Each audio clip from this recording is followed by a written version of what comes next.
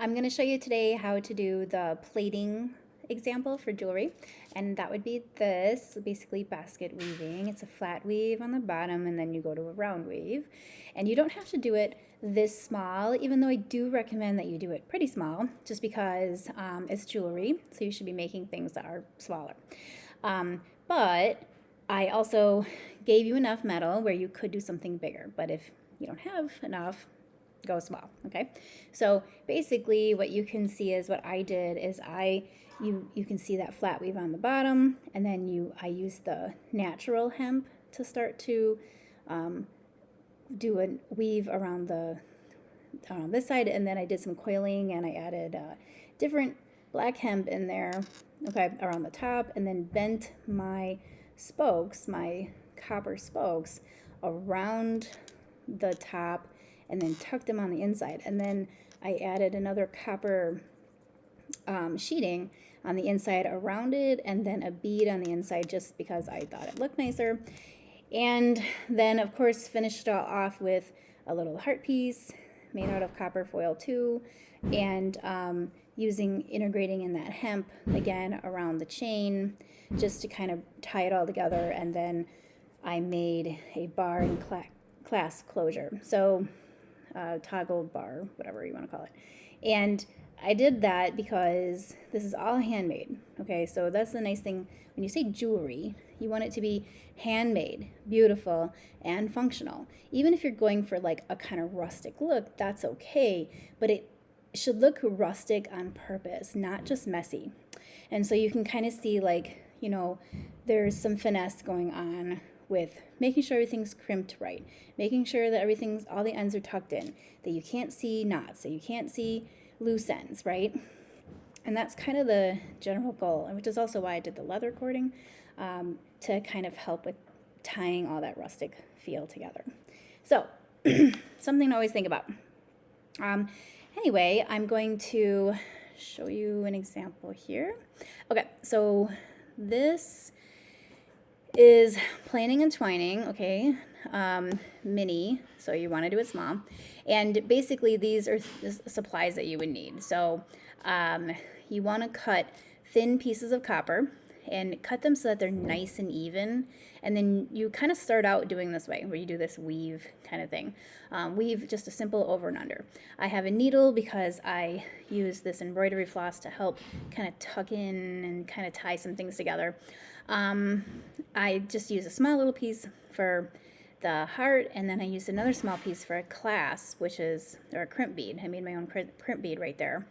Just use my own wire for the end piece, and then black and natural hemp I used. So if I zoom in on this, you can see the clasp a little bit better, and then the inside. So you can see it's lined, and then a bead. So it is a little rustic feeling, but not messy. Hey, Dad, can you pee in there? Charles. Filling. Thank you. Okay, so now I'm going to plug this in and switch cameras. So, didn't want to switch. Not sure why. Oh, now it does.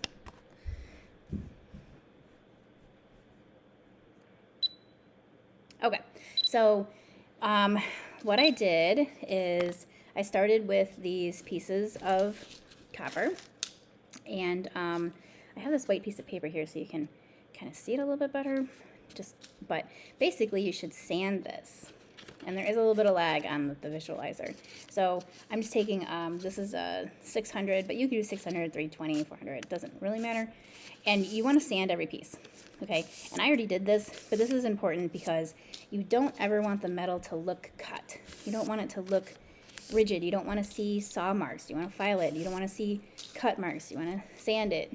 You don't want to see that. You don't want to see the tool that made it. You want to see the maker, not the tool, right? And then I have a couple extra pieces for weaving in on the side that I'm just gonna put to the side. Okay, so I'm gonna start with just my 6 pieces. So I'm trying to have them as straight as I possibly can. that's very helpful. And then I'm just going to start by trying to line them up. And I won't take forever on this video, but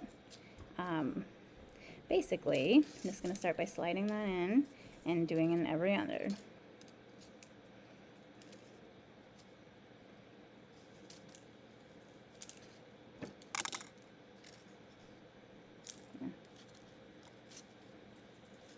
Okay, there we go. And I made this a little bit thicker than what I did for the example I showed you, just so you can see the difference. But I want to get those pretty tight to start. And they could be a little bit looser because you are going to eventually want to separate these a little bit. So I'm actually going to take that back. I'm going to open these up a little bit. And plus you need to have room to weave in and under. So, okay, hemp cording. So I have some hemp cording here, and I actually already soaked this, but it kind of already dried just in the little bit. I didn't soak it, I just wet it. So I'm going to wet this again.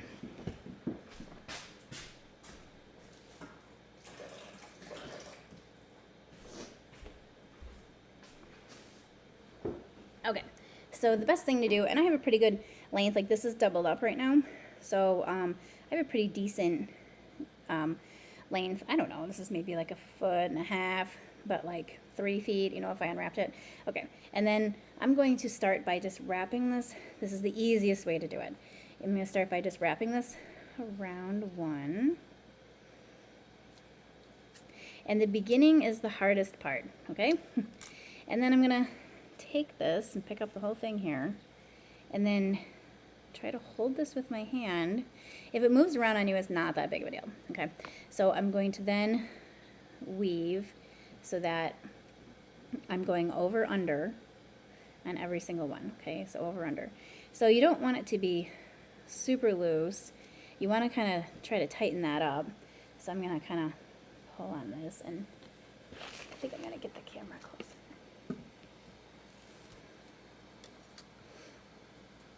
So, okay,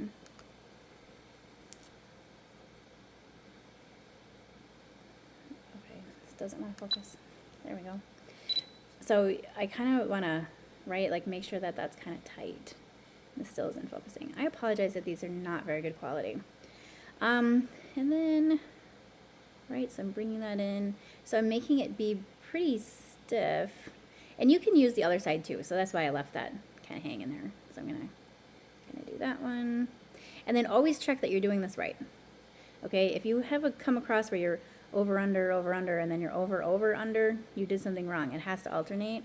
So and keep checking, because there's nothing worse than you're doing it right the whole way, and then you get halfway through and you notice that you did something wrong. So I missed a piece. So if it's not working out, like if you go to do a next step and it's not over under, it's because you did something wrong. So I'm just going to just go back and check, see where your mistake is.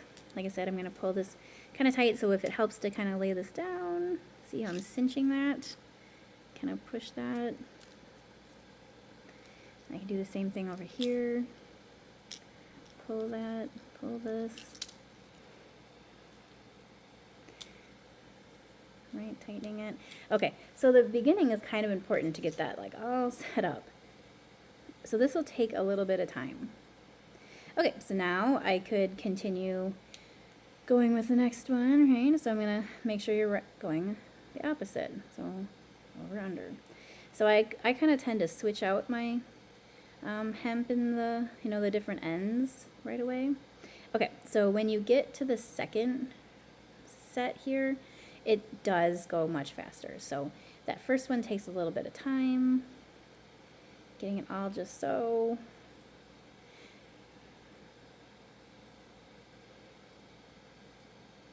There.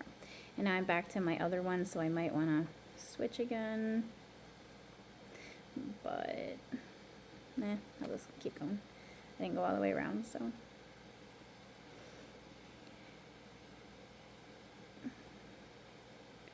Okay, so anyway, you can see how that's starting to be an over-under weave. So some You can just keep going with the one. You don't have to switch it out, like how I said that.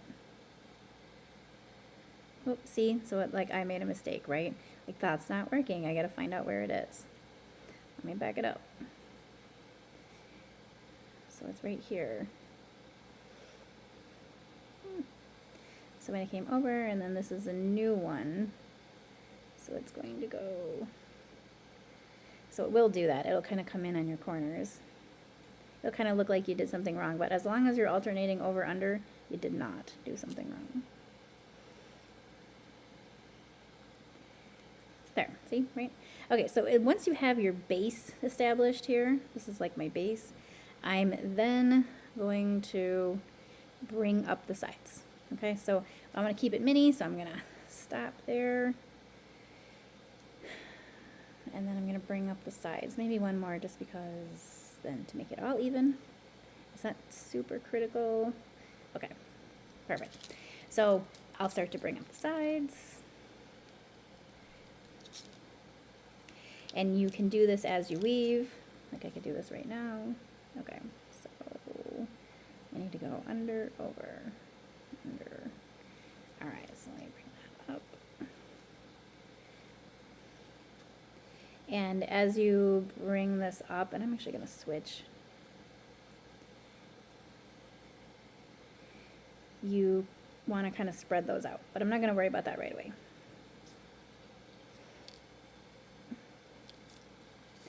And I'm gonna kind of speed this up here. Like I think you're getting the point, but. Okay, so if your hemp starts to dry out on you, you can just kind of just wet this whole thing. It's not like the copper needs to, you know, can't get wet.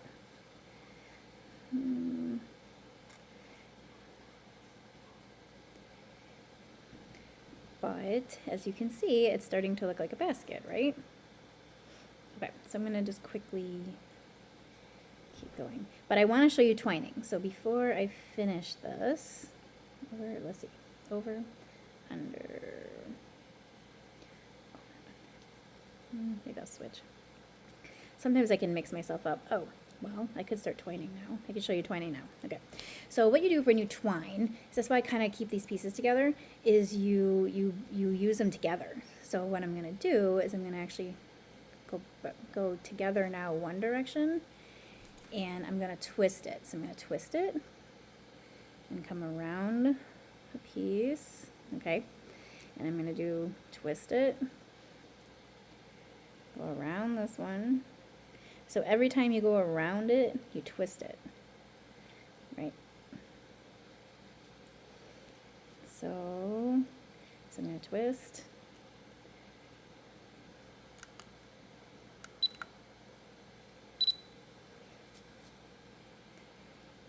So you bring them both around.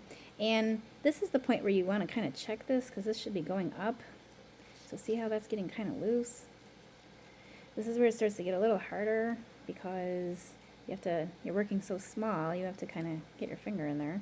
But see, like that's super loose. You don't want that loose. So I would want to go back in, and my hemp is starting to dry out, so I probably want to get it wet. When it's wet, it helps it stick a little bit better. There. Okay. But as you can see, I'm twisting it. Okay, so I'm going to twist, right? Go to the next spoke. Twist, go to the next spoke. So I like twining because it kind of helps space out your little spokes, and it helps, you know, kind of wrap it around it to like secure this in place. You know what I mean? But it's basically, if you're getting confused on the whole twist thing, it's just an over under, but you're using both of them to go over and under, right? Instead of just doing one. But like I said, I need to kind of wet this hemp.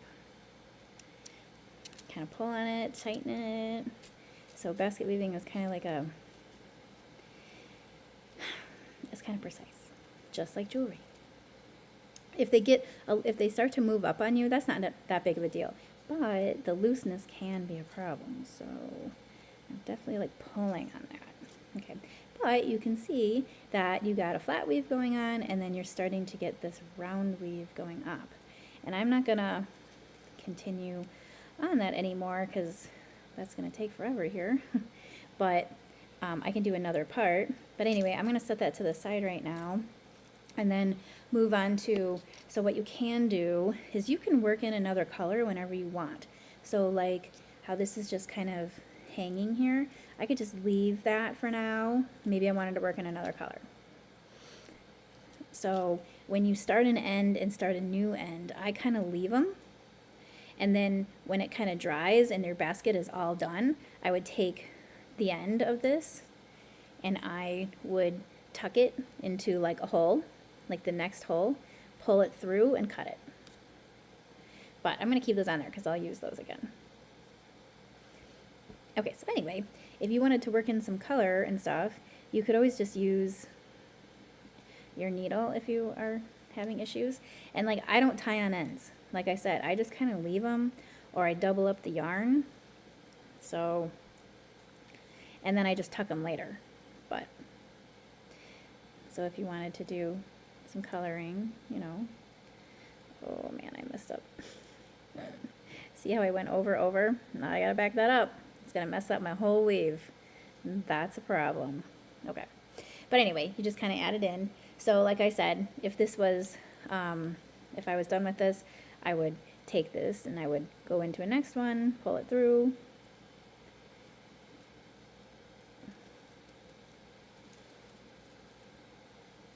And then just hide that end. And it tucks in by itself because the weaving becomes tight, and then you don't have this issue going on.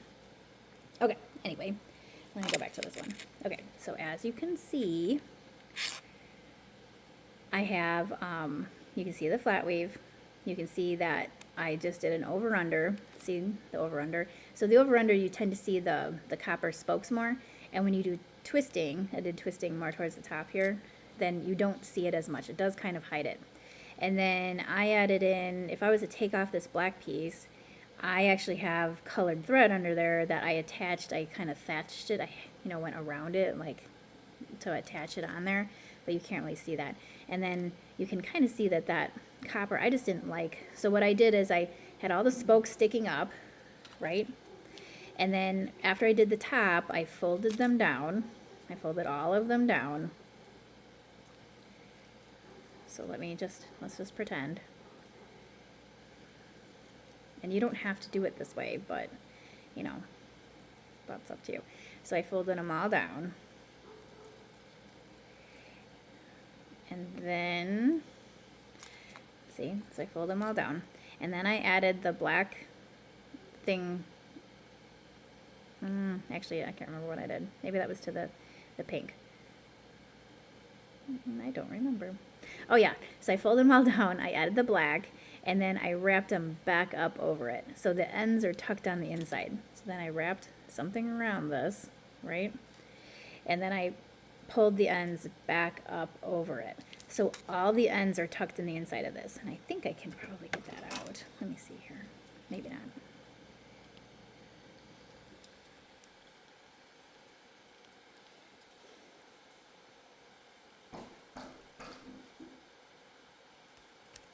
Okay, see? So you can kind of see how they are wrapped inside of there.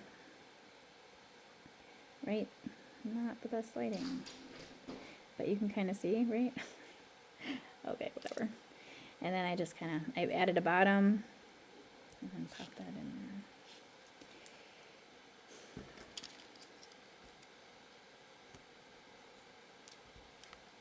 there.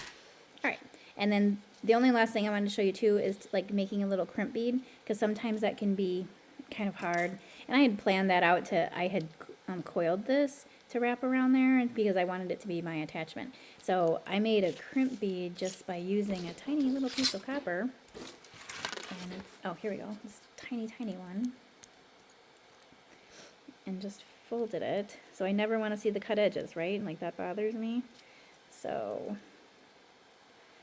I folded this in, plus it makes it stronger. Folded this side in. I'm having issues. Okay, there we go.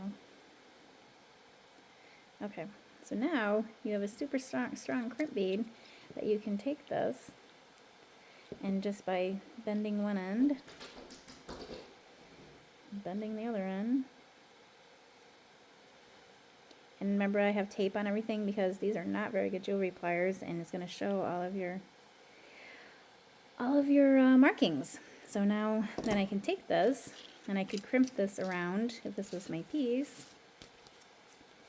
You know, if I was going to attach this to this, my necklace, and I wanted that to hang like that, I would just take this crimp bead, except it's not a bead because I made my own. Take my pliers.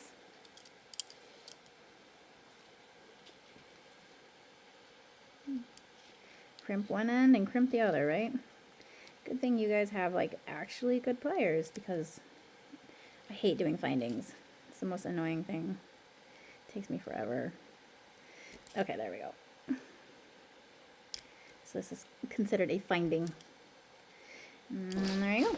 And I got a nice crimp bead. And I would file that down because I don't want to see that little sharp end, but you know, you get the overall gist. Okay. All right, and that's it.